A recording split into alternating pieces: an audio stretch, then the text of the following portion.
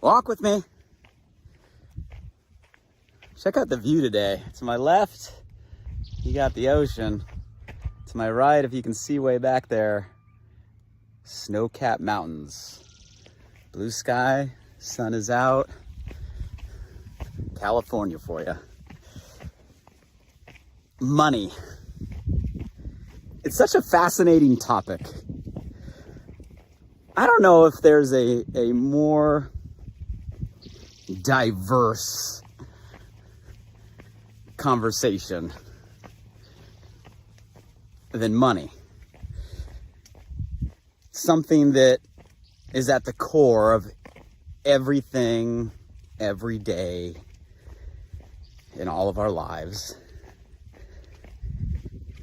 Yet, so many different relationships to money. Healthy relationships, unhealthy relationships, rules around what's appropriate, what's not appropriate. Money. You ever hold a dollar bill in your hand and just wonder, like, who printed this? Where's that room?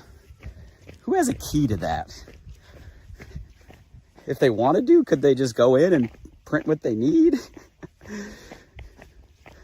And what's funny is we don't even have physical bills in our hand very often. I don't know about you, but I don't carry it. You talk to our kids, our next generation, like, why would I touch that dollar bill? That thing's filthy. That's dirty. Cards of plastic to monitor the exchange. Now moving away from those. Everything app-based, wallet for this thing. Yet it's so at the core to how we live our life every single day, to what we do, to how we do it, to what we get to do, to when we get to do it.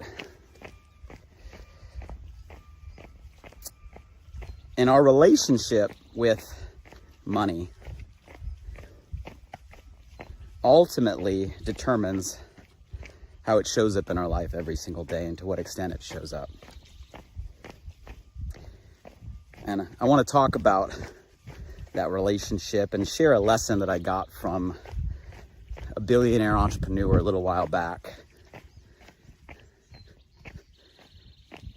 that totally shifted my perspective on money. Before I do that, I'm going to ask, who's by my side today? Who's to my left? Who's to my right? Say hello below. What country you tuning in from? Who's out there live? Who's catching the replay? I love our global crew. For those of you guys new, we walk together usually around the same time, same place every single week, sharing inspired thoughts. You can catch a whole library of awesome conversations on the podcast, Alive by Design, or just search my name, Blake Malin, all the podcast places.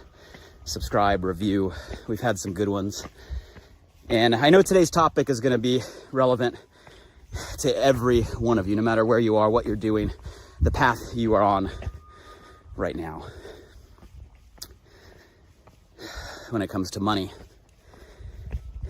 So, through a friend of a friend, I found myself a few years back in downtown Detroit.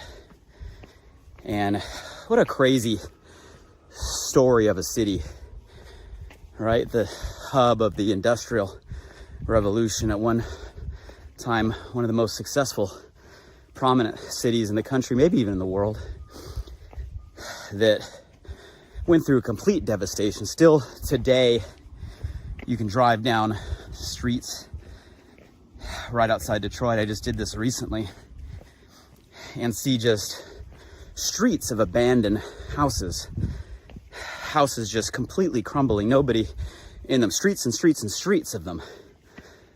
And it's crazy. You can't help but flash back and picture in your mind the time when these were like booming families, and now still destitute. But the city itself has been in a revival, and one of the individuals that's been helping with that is an entrepreneur named Dan Gilbert. Dan Gilbert, if you're a sports fan, you might know as the owner of the Cleveland Cavs basketball team. As an entrepreneur, you might know his crazy success.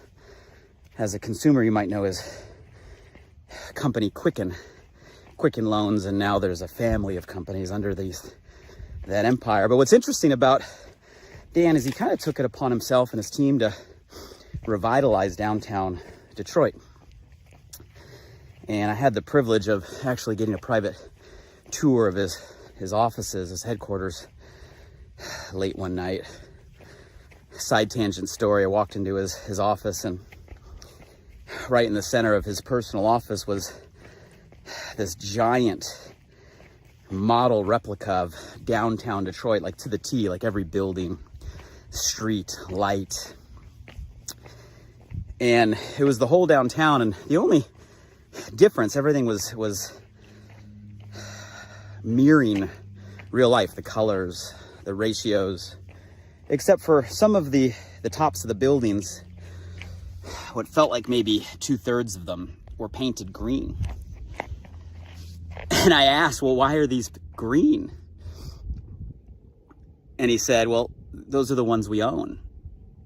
And it was just a massive, massive leveling up of mindset, looking at a replica of what was an iconic city in the world that literally a private individual and a team has bought up and revitalizing. And it's amazing and inspiring what they're doing. But we continued on the tour and went into the boardroom. And the boardroom was built inside the Federal Reserve. So their corporate headquarters is the building that used to be a Federal Reserve, as in where the Fed kept all of the gold and the money back in the day. And the boardroom itself is actually behind what was the central safe. And it still exists today. You walk through a door that must be 3 feet thick of complete steel, and you go through the code. It's the coolest thing you've ever seen to spin the dial to open the door, and right in the center of what was the central safe is the boardroom table. Really historic. I mean, really cool concept. And I remember looking up in the building, and I saw something written that I'll never forget. And written on the wall were the words, "Money doesn't lead, it follows." Money doesn't lead, it follows. And I remember that being such an impactful moment and shift in my life as I'm standing in what was a Federal Reserve safe in a Federal Reserve building, where at that time there was more money going out the back gate in Quicken Loans every day than there used to be in gold bricks when it was our Federal Reserve. How's that for a story? Doing more business every day in loans than gold bricks that used to go out of the same building. Talk about a statement. But an empire that was literally built on a business of money. A business of money.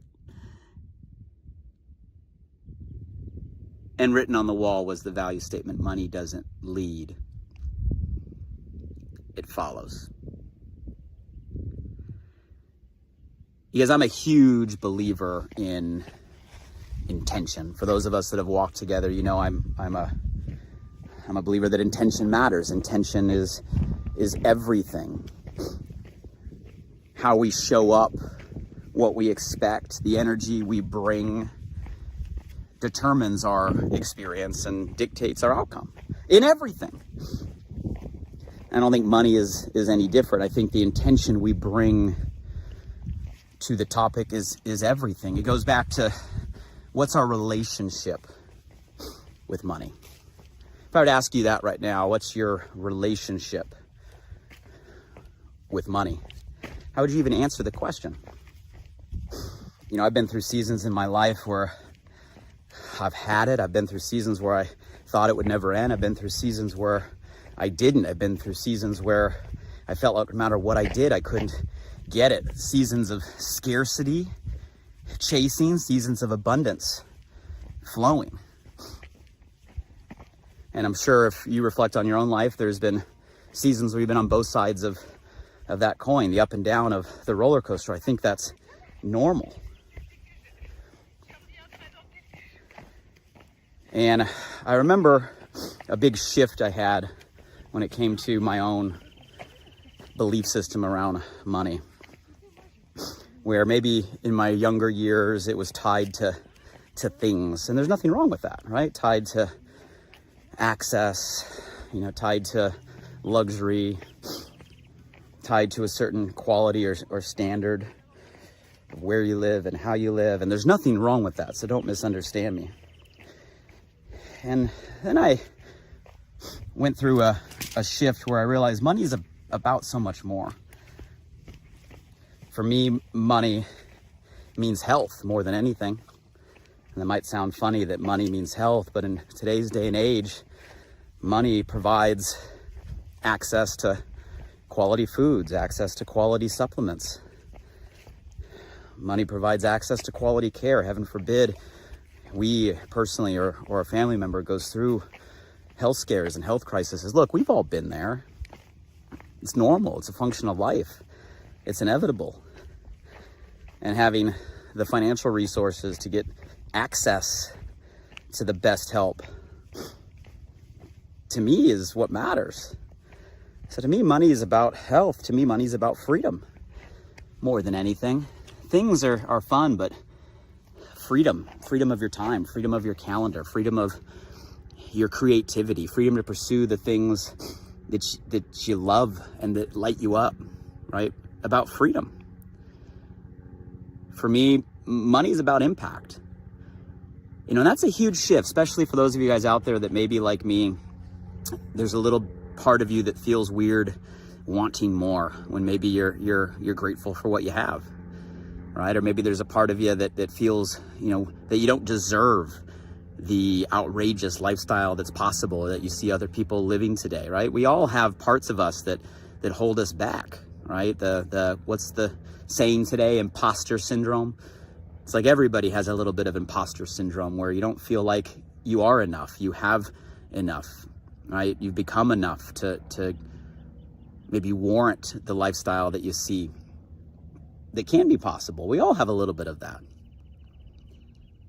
But then you realize that money, it's not really a selfish thing. Money can be a selfless thing. Money can be about impact.